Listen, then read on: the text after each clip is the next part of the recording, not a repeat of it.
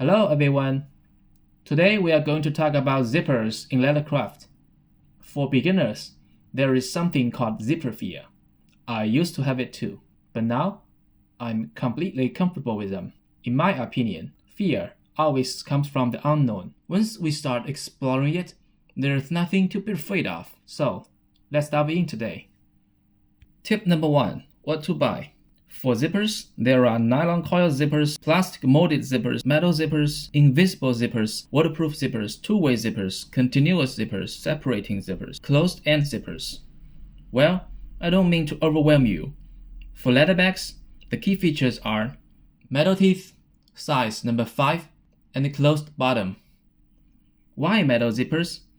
Because they are highly durable and long-lasting. The metal teeth are clamped onto the zipper tape. They are a natural stylistic match for leather goods. Tip number 2. Finished or continuous. When purchasing zippers online, you will first notice pre-installed zipper sets.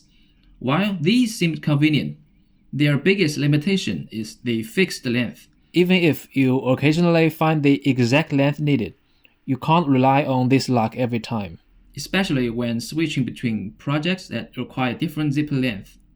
Or you can spend a little more time looking for continuous zippers, which are sold in long rows without any end stops or sliders. These allow you to buy by the meter, and don't forget to add the compatible sliders and the stops to your shopping cart at the same time. Tip number 3. Which size? Zipper sizes are expressed in numbers, and the numbers are the approximate width of the zipper teeth when it is closed. The most common size are number 3 and number 5. Number 5 is always my go-to size for zippers, while the number 3 is more for the inner pockets. Tip number 4. Stops or without stops. A zipper tape with a single slider. It is the simplest form of a fully functional zipper.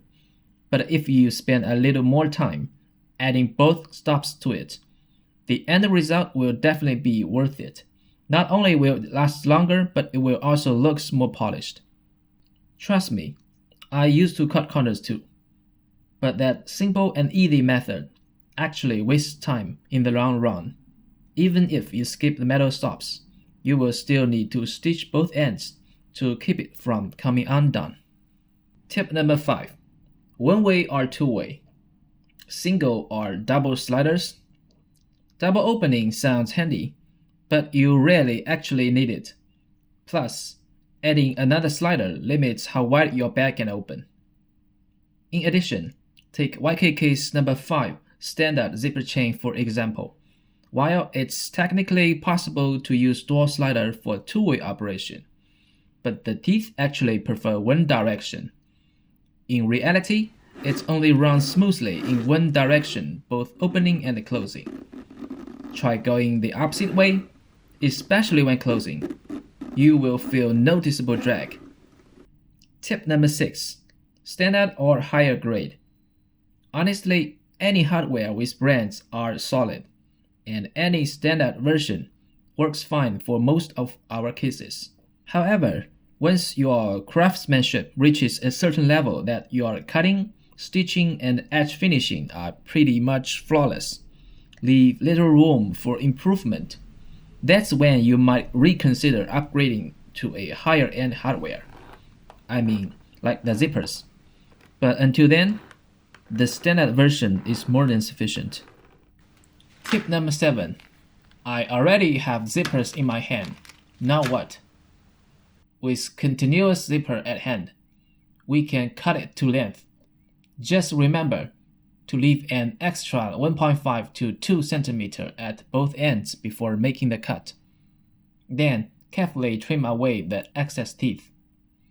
These are the 3 tools I've used for trimming zipper teeth. The first one, a wire cutter.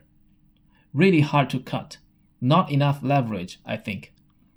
Second one, a long handle rivet cutter. It works, but it's too heavy and hard to control. Finally, these compact end cutting pliers are the perfect balance. When you trim off the zipper teeth, just focus on the exposed part outside the tape. It's okay if you initially leave partial teeth on the tape. Just pull them off using your pliers. Sometimes you will hit the sweet spot where a clean cut removes the entire tooth at once, but always avoid cutting too close to the tape. Here are 2 pro tips for this step. 1. Trimming metal teeth produce flying debris. I wrap the cutting area with a small plastic bag to catch shavings. 2. Leave 3 or 4 intact teeth near each end for stop installation. Tip number 8. Sliders and stops. Once you have the excess teeth trimmed away, it's time to attach the slider and the stops. As I mentioned earlier, some zipper chains, like the YKK number 5 standard model I often use, have a specific installation direction. Look closely at the teeth tips, and you will notice tiny arrow-headed bumps. These indicate the proper slider orientation. You can simply align the slider with arrows when inserting it into the teeth.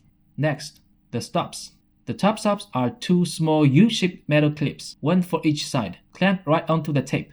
The bottom stop, however, is a one-piece C-shaped clamp that goes through both sides of the zipper tape. Once it is in place, use pliers to bend its 4 prongs inward and press it tightly. A quick tip: before fully crimping the stops, always double-check the slider's movement to ensure smooth operation.